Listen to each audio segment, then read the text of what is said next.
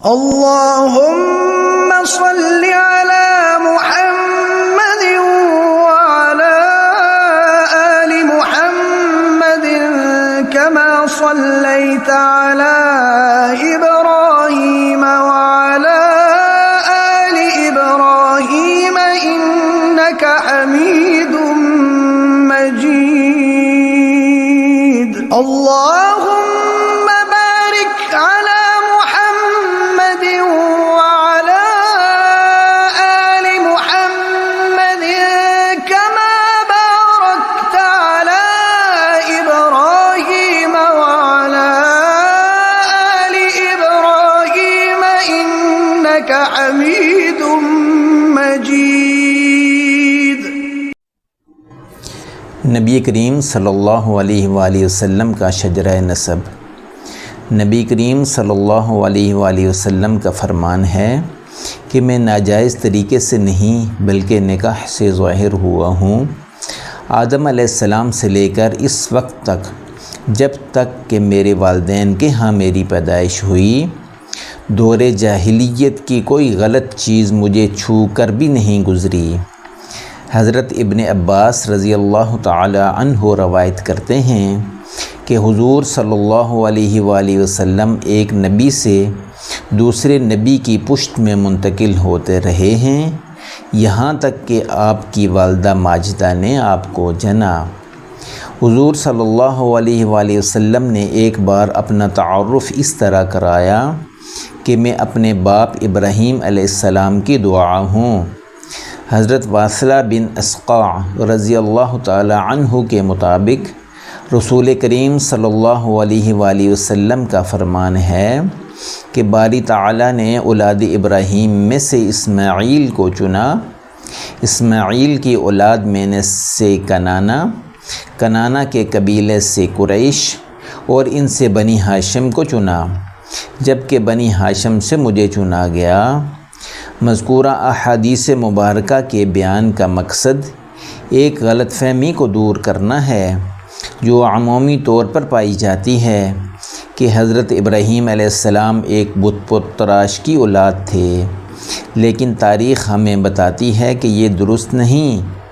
حضرت صلی اللہ علیہ وآلہ وسلم کے شجرہ نسب میں کوئی مشرک، بت تراش یا بت فروش داخل ہو ہی نہیں سکتا۔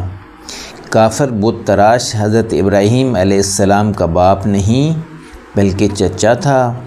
آپ چچا کے پاس رہتے تھے۔ عربی میں چچا کو بھی باپ کے مثل ہی سمجھا جاتا ہے۔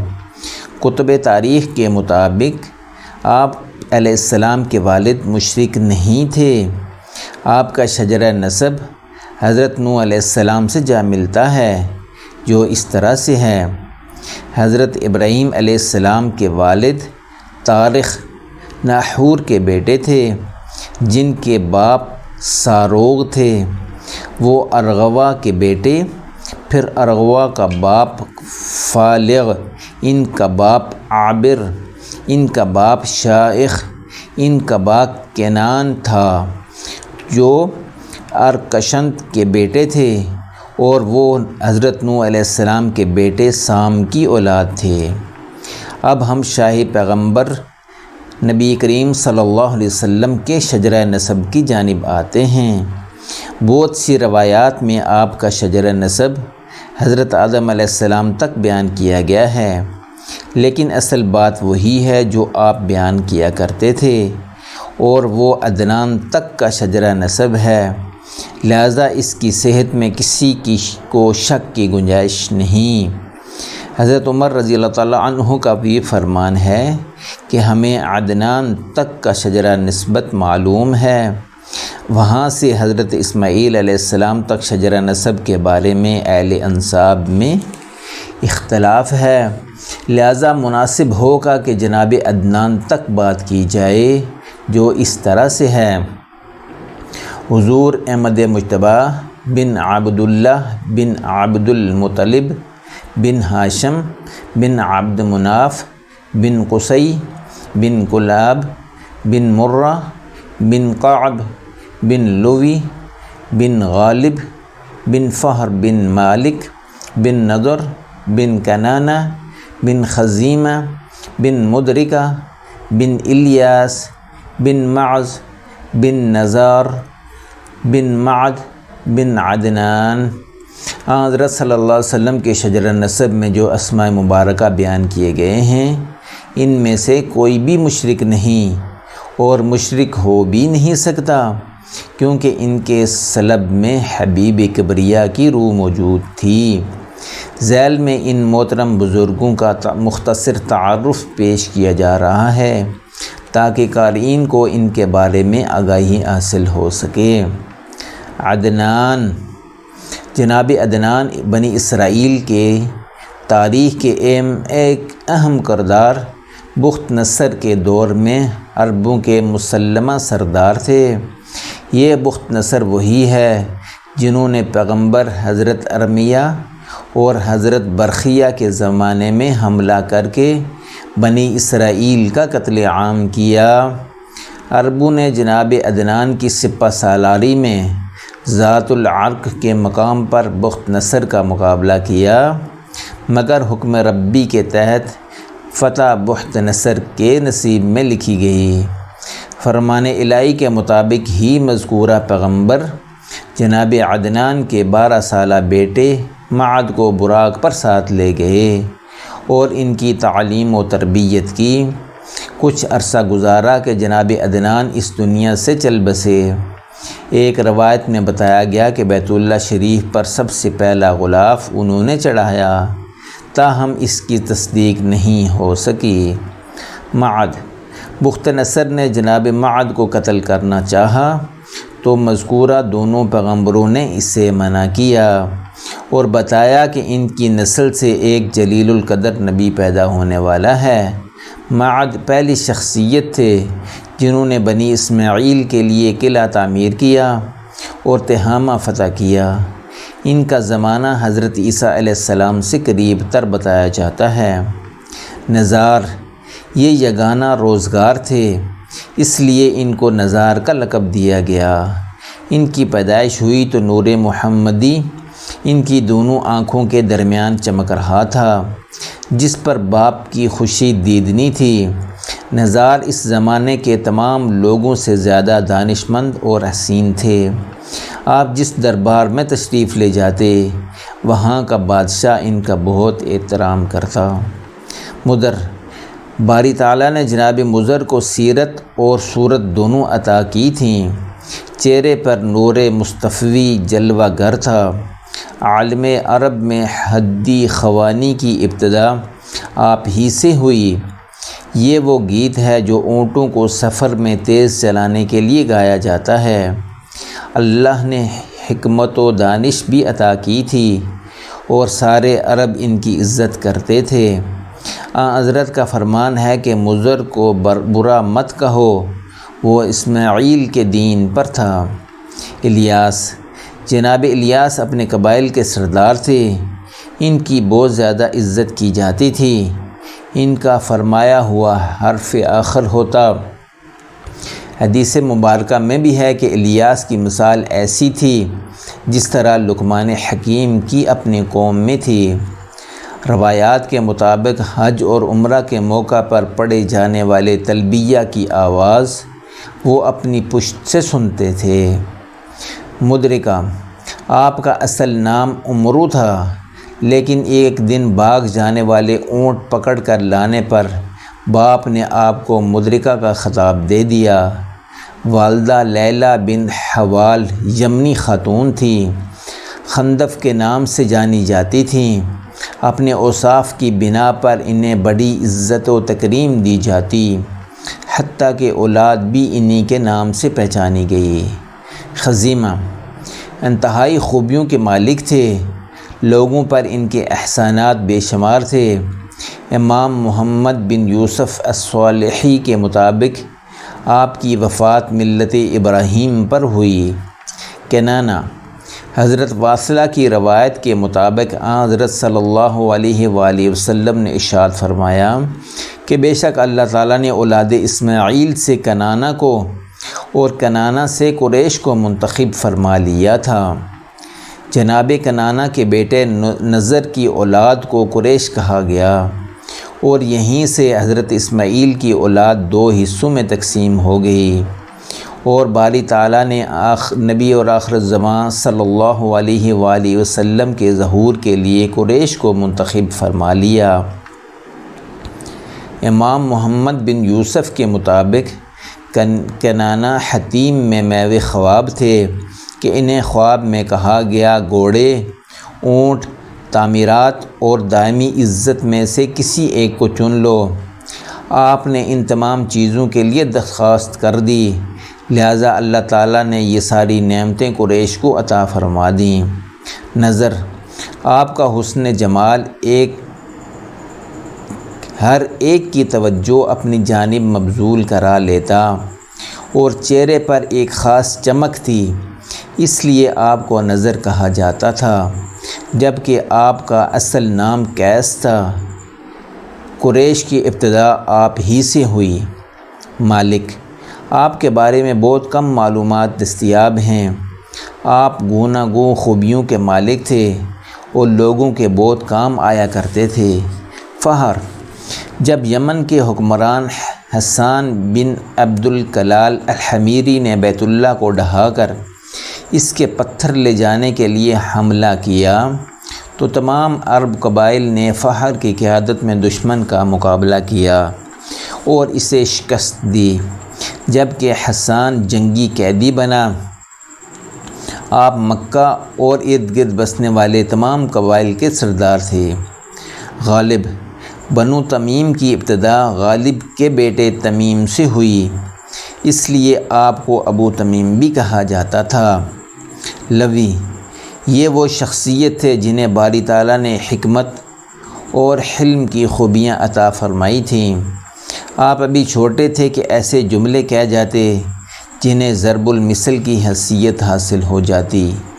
لوی اس پلے ہوئے جنگلی بیل کو کہا جاتا ہے جس کا کوئی مقابلہ نہیں کر سکتا، وہ اپنی قوت اور طاقت کے بل بوتے پر اپنے مقابل کا حشر کر دیتے تھے۔ کعب جناب کعب عرب میں ممتاز مقام اور حیثیت کے حامل تھے، جنہیں علم تھا کہ نبی آخر الزمان صلی اللہ علیہ وآلہ وسلم تشریف لانے والے ہیں اور وہ ان کے خاندان میں سے ہوں گے۔ ان کو بڑی حسرت تھی کہ کاش وہ اس نبی کا زمانہ پا لیں اور پھر ان کے دشمنوں کے سامنے چٹان کی طرح کھڑے ہو جائیں۔ انہیں یہ بھی علم تھا کہ نبی کریم صلی اللہ علیہ وسلم کا اپنا خاندان بھی انہیں چھوڑ جائے گا۔ ان کی وفات نبی کریم صلی اللہ علیہ وسلم کی بعثت سے 560 برس قبل ہو گئی۔ جناب کعب ہر جمعہ کو قریش کو خطبہ دیتے اور تلقین کیا کرتے تھے کہ تم جو ہی آخری نبی صلی اللہ علیہ وآلہ وسلم کو پاؤ فوراً ان کی اتباع کر لو۔ جناب کعب وہ ہستی ہیں جن پر جا کر حضرت عمر فاروق رضی اللہ تعالی عنہ کا نسب نبی کریم صلی اللہ علیہ وسلم کے نسب پاک سے مل جاتا ہے۔ آپ حضرت عمر رضی اللہ تعالی عنہ کے 8ویں دادا تھے۔ ابن اثیر نے لکھا ہے کہ عرب کعب کی بڑی عزت کرتے تھے اور ان کے یوم وفات سے اپنی سن تاریخ کا آغاز کیا جو عام الفیل تک جاری رہا۔ آپ اپنے خطبہ حج میں لوگوں کو نبی کریم صلی اللہ علیہ وسلم کی آمد کی خبر دیا کرتے تھے۔ فرا جناب فرا پر نبی کریم صلی اللہ علیہ وآلہ وسلم، حضرت ابو بکر صدیق رضی اللہ تعالی عنہ اور حضرت امام مالک کا نسب ایک ہو جاتا ہے۔ آپ نہ صرف حضرت صلی اللہ علیہ وسلم بلکہ حضرت ابو بکر کے بھی چھٹے دادا تھے۔ فرا انتہائی کڑوی چیز کو کہا جاتا ہے کہ وہ دشمنوں کے لیے واقعی بہت کڑوے تھے، ان پر دہشت طاری کر دیتے تھے۔ تلخ اور سخت مزاج کے باعث دشمن ان کے سامنے آنے سے گھبراتے تھے۔ کلاب جناب کلاب کا نام عروہ یا حکیم بتایا گیا ہے، جبکہ آپ کی کنیت ابو زہرہ تھی۔ کتوں کے شوق کی وجہ سے ہی انہیں کلاب کا نام دیا گیا۔ کلب چیٹ پار کرنے والے کتے کو کہتے ہیں اور کلاب اس کی جمع ہے۔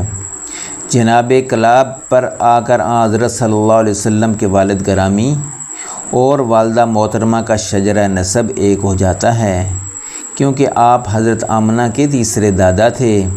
یہ روایت بھی ہے کہ موجودہ عربی مہینوں کے نام جناب کلاب نے رکھے۔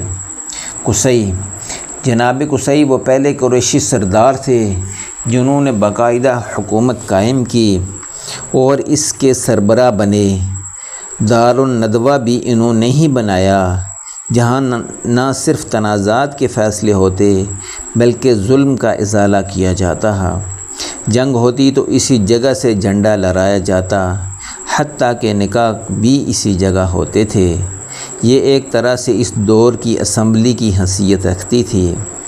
آپ کا اصل نام زید تھا اور آپ 400 عیسوی کے قریب پیدا ہوئے، جبکہ آپ نے باقاعدہ حکومت قریباً 40 برس کی عمر میں یعنی 440 عیسوی میں قائم کی۔ ان کی کنیت ابو مغیرہ بتائی جاتی ہے۔ قصی کا مطلب دور دراز ہے۔ دراصل آپ والدہ سے اجازت لے کر حاجیوں کے ساتھ مکہ مکرمہ آ گئے تھے۔ چونکہ دور سے آئے تھے اس لیے آپ کا نام قصی پڑ گیا۔ آپ کے 4 بیٹے عبدالدار، عبد مناف، عبد العزیٰ اور عبد قصی تھے۔ کعبہ کی تولیت آپ کے سسر کے پاس تھی، مگر بڑھاپے کی وجہ سے انہوں نے یہ ذمہ داری بیٹی کے حوالے کر دی، جو خاتون ہونے کی وجہ سے اسے پوری نہیں کر سکتی تھی۔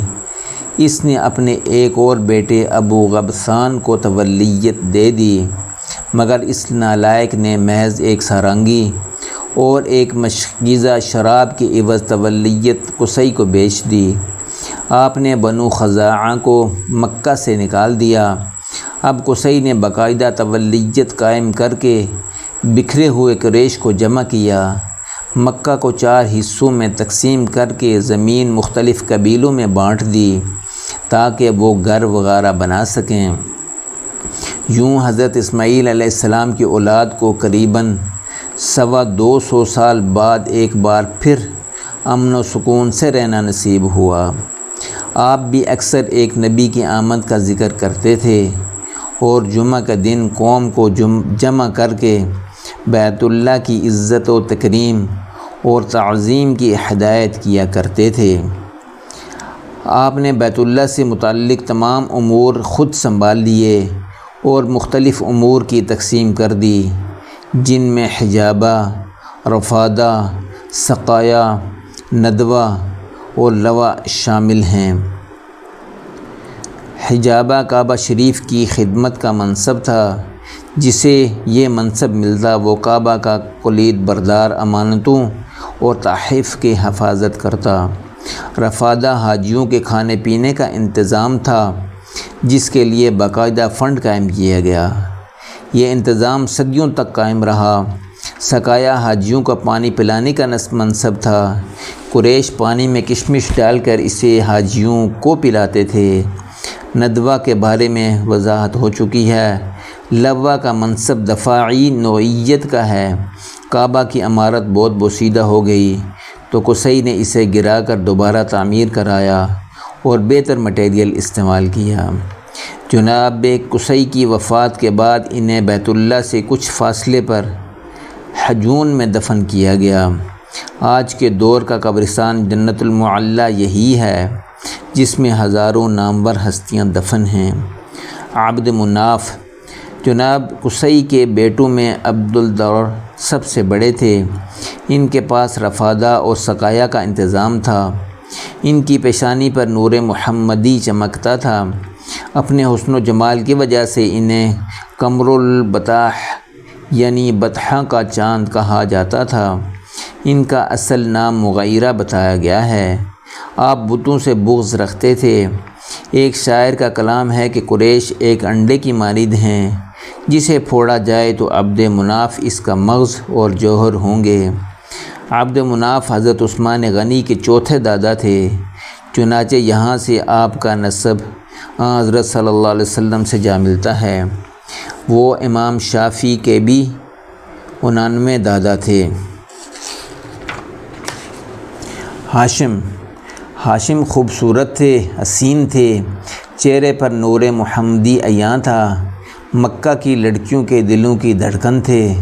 کچھ خوبصورتی کی وجہ سے رشتہ جوڑنا چاہتی تھیں اور کچھ نے اس نور کو پہچان لیا تھا جس کے ظاہر ہونے میں اب زیادہ دیر نہیں تھی۔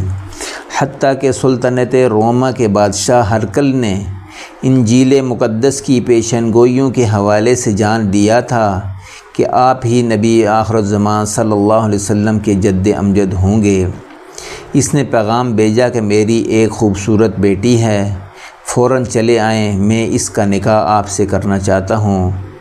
لیکن یہ نور تو مدینہ میں بنو نجار کے سردار عمرو بن لبید کی بیٹی سلمہ کا مقدر بن چکا تھا۔ شادی کے بعد جناب ہاشم نے اگلے سفر پر اہلیہ کو ساتھ لیا اور ان کے میکے میں چھوڑ کر خود تجارتی کارواں کے ساتھ آگے چلے گئے، مگر یہ ان کی زندگی کا آخری سفر ثابت ہوا۔ 25 برس کی عمر میں غزہ میں انتقال کیا اور وہیں دفن کر دیے گئے۔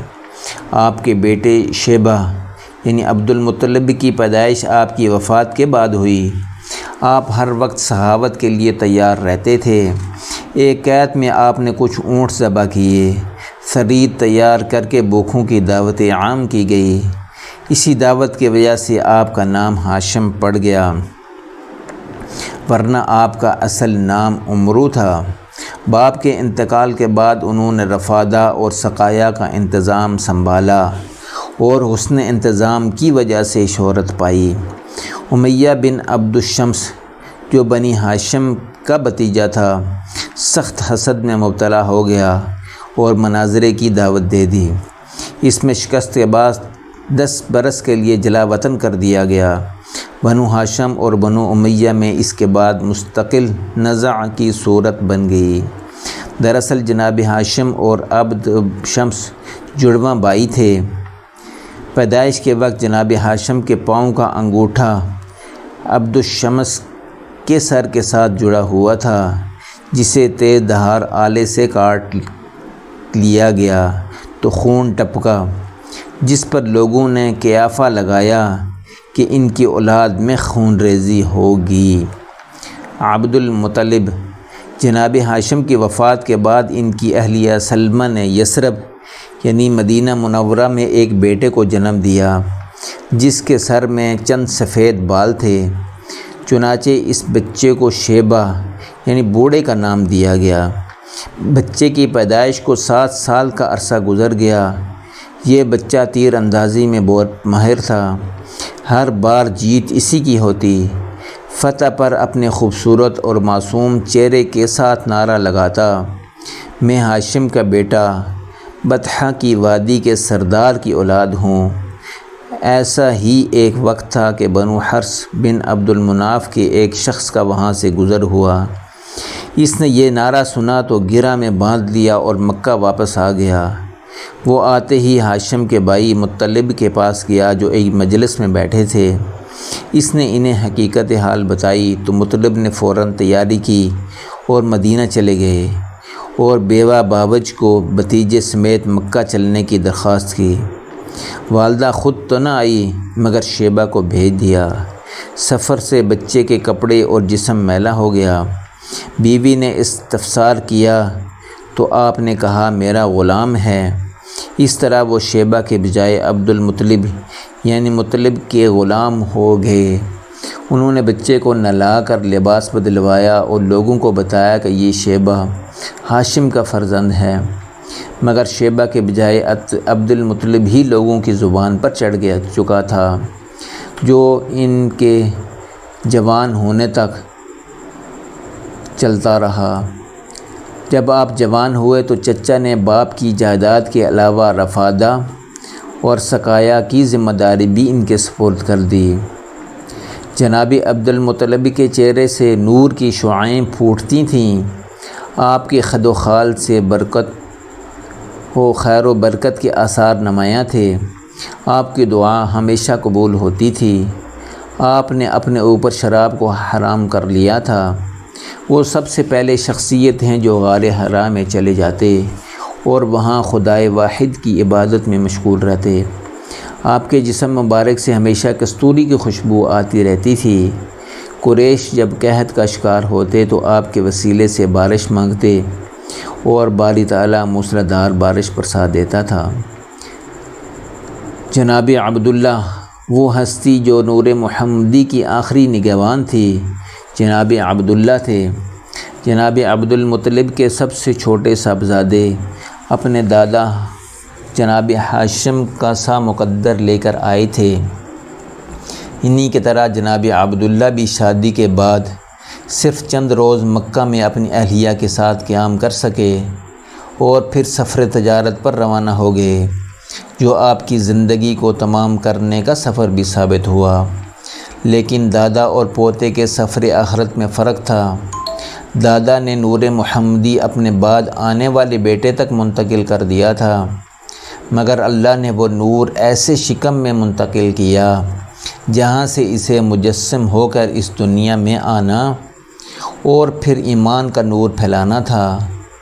باپ اگرچہ نہ دیکھ سکا، لیکن باپ کی روح اس نور مجسم کو دیکھ کر کس قدر مسرور اور شاداں فرحال ہوتی ہوگی۔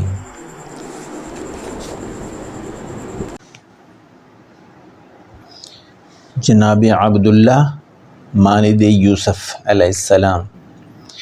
چا زمزم کی کھدائی کے دوران جناب عبد المطلب کا ایک ہی بیٹا حارث ان کا مددگار تھا۔ آپ کا کوئی اور بیٹا نہیں تھا اور لوگ آپ کو اس کا طعنہ بھی دیا کرتے تھے۔ اس موقع پر آپ نے رب کے حضور دعا کی کہ مجھے 10 بیٹے عطا کر دیے جائیں تو میں ایک تیری راہ میں قربان کر دوں گا۔ آپ کی یہ دعا قبول ہو گئی اور باری تعالیٰ نے آپ کو 10 بیٹے عطا کر دیے۔ تمام بیٹے سرداروں کی طرح باروعب اور دراز قد تھے، صحت مند اور طاقتور بھی تھے۔ جب جوان ہوئے تو ایک دن حضرت عبد المطلب نے سب کو بلایا اور اپنی نیت کا ذکر کیا۔ بیٹے سعادت مند تھے، سب نے باپ کے سامنے گردنیں خم کر دیں۔ چنانچہ قرعہ ڈالنے والے کو بلایا گیا۔ تمام بیٹے ایک قطار میں کھڑے ہو گئے اور ان کی بہنیں پچھلی قطار میں تھیں۔ اگلی قطار میں جناب عباس، حمزہ، ابو طالب، حارث، ابو لہب، درار، مقوم، زبیر، غیراق اور جناب عبداللہ تھے۔ سب کی نظریں قرعہ ڈالنے والے پر تھیں۔ پچھلی قطار میں بہنیں پریشان کھڑی تھیں۔ حضرت صفیہ، ام حکیم، عاتقہ، امیمہ، عروی اور برہ کے دل دھڑکنا بھول گئے تھے۔ معلوم نہیں آج کون سا پیارا بھائی ان سے جدا ہو جائے، اور وہ جناب عبداللہ تھے۔ سب سے چھوٹے بیٹے اور سب سے چھوٹے بھائی، باپ ہی نہیں تمام بھائیوں اور بہنوں کی جان جیسے ہی نکل گئی ہو۔ دوسری جانب قریشی سرداروں کو علم ہوا تو وہ حضرت عبد المطلب کے پاس آئے اور انہیں بیٹے کی قربانی سے منع کیا۔ ان سرداروں کا موقف تھا کہ آپ کی جانب سے یہ ریت چل نکلی تو پھر بند نہیں ہوگی، لہذا حجاز کی ایک کہنہ رافع کے پاس جانے کی تجویز ٹھہری۔ رافع نے بتایا کہ ایک طرف 10 اونٹ اور دوسری طرف جناب عبداللہ کو کھڑا کر دینا اور فال نکالنا۔ قرعہ اونٹوں پر آئے تو انہیں ذبح کر دینا، ورنہ ہر بار 10 اونٹ بڑھاتے جانا۔ جتنے اونٹوں پر قرعہ نکلے وہ ذبح کر دیے جائیں۔ انہوں نے مکہ واپس آ کر ایسا ہی کیا۔ آخر 100 اونٹوں پر قرعہ نکل آیا۔ یہ قرعہ 3 بار نکالا گیا اور ہر بار اونٹ ہی سامنے آئے۔ باری تعالیٰ اس ہستی کو کیسے ذبح ہونے دیتا جس کے ماتھے پر نور سرمدی چمک رہا تھا۔ لہذا 100 اونٹ قربان کیے گئے اور جناب عبداللہ کو کوئی گزن نہیں پہنچی۔ جناب عبداللہ کی عمر اس وقت قریباً 20 برس تھی۔ حسن سیرت کے ساتھ اللہ تعالیٰ نے انہیں بے پناہ حسن صورت بھی عطا کیا تھا۔ ایک طرح سے وہ حضرت یوسف علیہ السلام کی مانند تھے۔ سیرت نگاروں نے لکھا ہے کہ قریش کی اکثر لڑکیاں جناب عبداللہ کی محبت میں گرفتار تھیں۔ ایسی ہی صورتحال تھی جو حضرت یوسف کو عزیز مصر کی بیوی کی طرف سے پیش آئی تھی۔ کچھ نے تو اپنے حسن و شباب کو ان کے قدموں میں ڈالنے تک کا اظہار کر دیا۔ در حقیقت جناب عبداللہ کا چہرہ جس نور کا حامل تھا، وہ نور اب رہتی دنیا تک کسی اور شخصیت کے حصے میں نہیں آ سکتا تھا۔ آپ چہرے پر شرم و حیا سجائے، جھکی جھکی نگاہوں کے ساتھ شرافت کا لبادہ اوڑھے بڑی بے نیازی سے آگے بڑھ جاتے اور اس قسم کی کسی بھی کوشش یا پیشکش کی حوصلہ افزائی نہ فرماتے۔ آپ حلال کے قائل تھے اور حرام کی نسبت موت کو بہتر سمجھتے تھے۔ باری تعالیٰ کے حکم سے انہیں اپنی عزت و حرمت کی ہر قیمت پر حفاظت کرنی تھی۔ اپنے پیارے بیٹے کی قربانی سے بچ جانے پر حضرت عبد المطلب انتہائی مسرور تھے۔ اپنی اس خوشی کے اظہار کے لیے انہوں نے ان کی شادی کا سوچنا شروع کر دیا۔ یہ سوچ باہر نکلی تو بنو عبد مناف، بنو عبد شمس، بنو مخزوم اور دیگر قریشی قبائل کی دوشیزوں کے دل دھڑک اٹھے اور کئی دلوں کی آواز زبان پر بھی آ گئی۔ ایسے کئی واقعات ملتے ہیں۔ ایک عالم و فاضل اور پاک باز خاتون قبیلہ بنت نوفل بعض فاطمہ بنت مر بتاتے ہیں، جناب عبداللہ سے یوں گویا ہوئی کہ آپ کے فدیہ میں 100 اونٹ قربانی ہوئے۔ آپ مجھ سے نکاح کر لیں، میں بھی اتنے ہی اونٹ دینے کے لیے تیار ہوں۔ مگر حضرت عبداللہ اس پر آمادہ نہ ہوئے۔ آپ کی شادی کے بعد ایک دن اس خاتون نے وضاحت کی کہ میں کوئی بدکماش عورت نہیں، بلکہ مجھے آپ کی پیشانی پر نور محمدی کی روشنی نظر آتی تھی، اس لیے میں نے یہ پیشکش کی۔ ایک اور واقعہ کے راوی جناب عبداللہ بن عباس ہیں۔ وہ فرماتے ہیں ایک روز حضرت عبد المطلب اور حضرت عبداللہ تورات و انجیل اور دیگر کتب کی عالمہ ایک کہنہ فاطمہ شمیعیہ کے پاس سے گزرے تو اس نے حضرت عبداللہ کو نکاح کی دعوت دے دی، جسے آپ نے مسترد کر دیا۔ پھر آپ کی شادی ہو گئی اور آپ کا ایک بار پھر اسی کہنہ کے پاس سے گزر ہوا تو اس نے کوئی توجہ نہ دی۔ جناب عبداللہ کھڑے ہو گئے اور استفسار کیا کہ اس وقت تم نے مجھے نکاح کی دعوت دی تھی اور آج تم توجہ تک نہیں دے رہی ہو۔ اس کہنہ کا جواب تھا کہ جس نور کی وجہ سے میں نے آپ کو پیشکش کی تھی وہ تو کوئی اور خوش نصیب لے گئی، لہٰذا اب مجھے آپ سے شادی کی خواہش نہیں۔ حضرت عباس فرماتے ہیں کہ میں اور میرے والد یمن گئے۔ ہم ایک دانا، قیافہ شناس اور پرانی کتب کے عالم یہودی کے پاس ٹھہرے۔ وہ جناب عبد المطلب سے مخاطب ہوا اور پوچھا تم کون ہو؟ عبد المطلب کا جواب تھا کہ میں قریشی ہوں۔ تو اس نے قریش کی شاخ دریافت کی۔ بنو ہاشم بتانے پر وہ چونک اٹھا اور کہا کیا آپ مجھے اپنی ناک دیکھنے دیں گے؟ جس پر عبد المطلب نے کہا ہاں دیکھ لو۔ اس نے دونوں نتنوں کو دیکھا اور بتایا کہ تمہارے ایک ہاتھ میں حکومت جبکہ دوسرے میں نبوت ہے، اور یہ دونوں صفتیں قبیلہ بنو زہرہ میں اکٹھی ہو جائیں گی۔ اگر آپ نے ابھی اس قبیلہ سے رشتہ قائم نہیں کیا تو میری رائے اور نصیحت ہے کہ یہ کام کر لو۔ بنو زہرہ قریش ہی کی ایک شاخ ہے اور یثرب مدینہ میں رہائش پذیر تھا۔ جناب عبداللہ کی بنو زہرہ کے سردار وہب بن مناف کے گھر پر ٹک گئی، جس کی بیٹی آمنہ ان خوبیوں پر پوری اترتی تھی جو حضرت عبد المطلب کے ذہن میں تھیں۔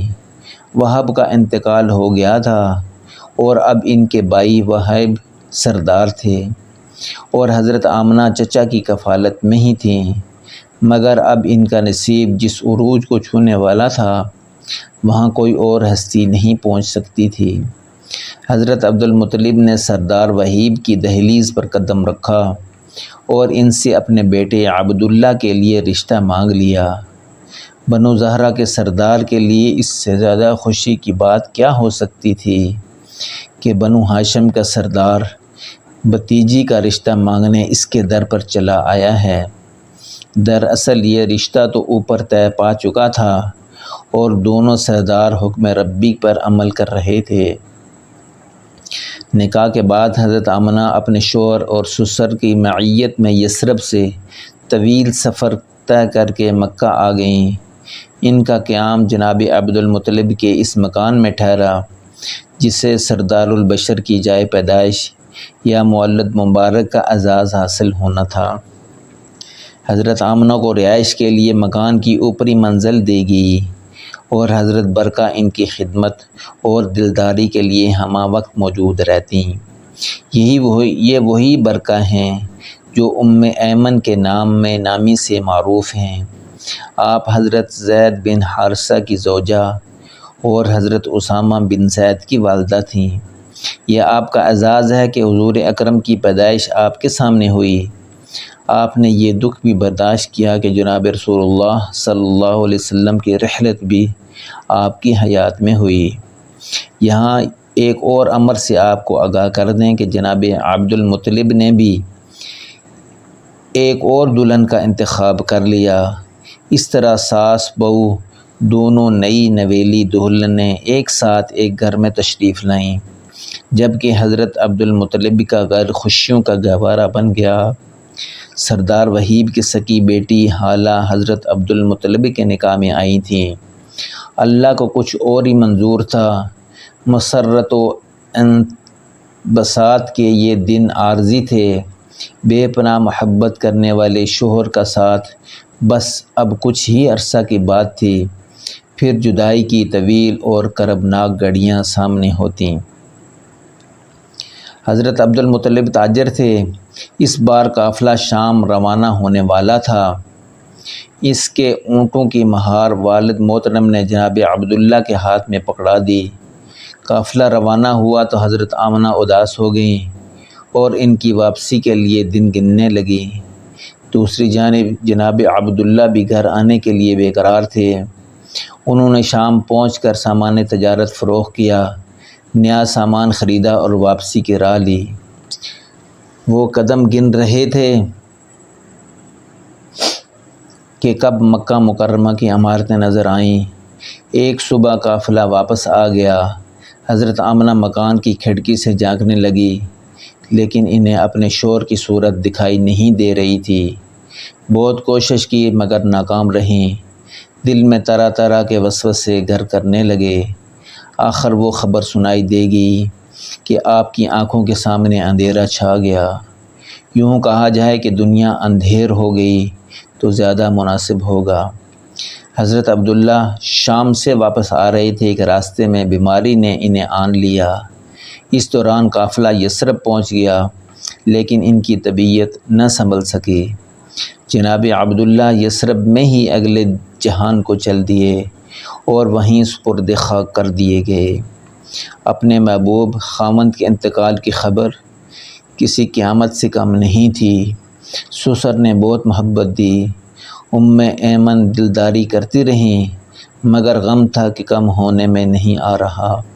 آخرکار انہیں احساس ہو گیا کہ اب وہ ایک نہیں دو وجودوں کی حامل ہیں۔ حبیب کبریا رسول رحمت صلی اللہ علیہ وآلہ وسلم اور سردار البشر بھی کوکھ مادر میں تھے۔ جناب عبداللہ کی یہ قیمتی اور انمول نشانی تو ان کے ساتھ اور ان کے پاس ہے۔ وہ ہستی پیدائش سے پہلے ہی یتیم ہو گئی۔ یہ دکھ حضرت آمنہ اور حضرت عبد المطلب کا ہی نہیں، آسمان پر فرشتوں نے بھی اس کرب کو محسوس کیا تھا۔ حضرت ابن عباس روایت کرتے ہیں کہ حضرت عبداللہ کی وفات پر فرشتوں نے بارگاہ عزتی میں گزارش کی کہ تیرے نبی کا باپ چل بسا اور وہ یتیم ہو گیا، جس پر باری تعالیٰ نے جواب دیا کہ اس کے محافظ اور مددگار ہم ہیں، میں اس کا دوست، نگہبان، مددگار، پروردگار، اس کی مدد کرنے اور اسے رزق دینے والا ہوں، میں اس کے لیے کافی ہوں۔ اللہ تعالیٰ نے فرشتوں کو حکم دیا کہ تم اس پر درود بھیجا کرو اور اس کے نام سے برکت حاصل کیا کرو۔